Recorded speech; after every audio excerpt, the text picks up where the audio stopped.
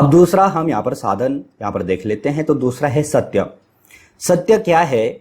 इंद्रिय और मन से प्रत्यक्ष देखकर या सुनकर या अनुमान करके जैसा अनुभव किया हो, ठीक वैसा का वैसा ही भाव प्रकट करके मैं इसको यहाँ पर हाइड कर लेता हूँ।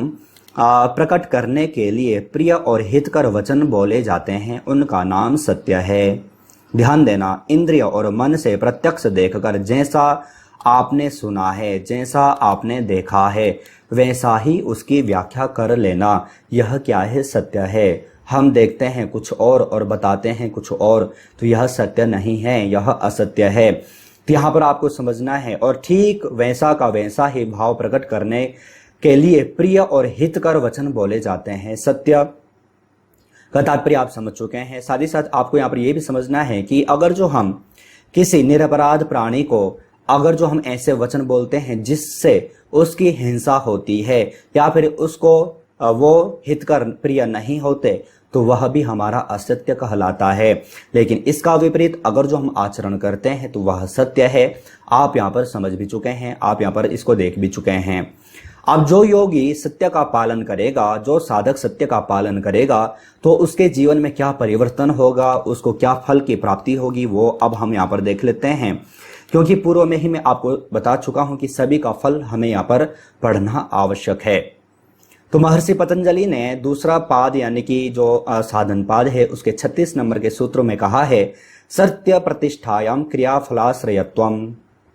सूत्र फिर से रिपीट कर देता हूं, सत्य प्रतिष्ठायाम क्रियाफलाश्रयत्वम, अर्थात सत्य की दृढ़ स्थिति हो जाने पर क्रियाफल के आश्रय का भाव आ जाता है। अब इसका तात्पर्य क्या है? देखो, कभी कभी होता है ना, कोई साधक के पास या फिर किसी योगी के पास अगर जो हम जाते हैं तो वो जो कहता है वो सत्य हो जाता है। किसी को आशीर्वाद देता है तो सत्य हो जाता है, किसी को श्राप देता है तो सत्य हो जाता है। तो ऐसे सामान्य व्यक्ति नहीं होते।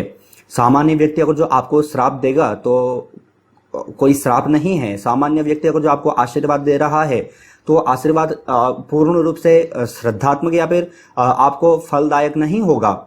लेकिन जो सत्य का पालन करने वाला जो साधक है, सत्य का पालन करने वाला जो व्यक्ति है, अगर जो आपको कोई भी अगर जो आपको आशीर्वाद देता है या फिर श्राप देता है तो वह उसका क्रियाफल, जो क्रिया करता है उसका फल उसको प्राप्त होता है, वह उसको वैसा ही प्राप्त होता है। तो ये आपको यहाँ पर समझना है।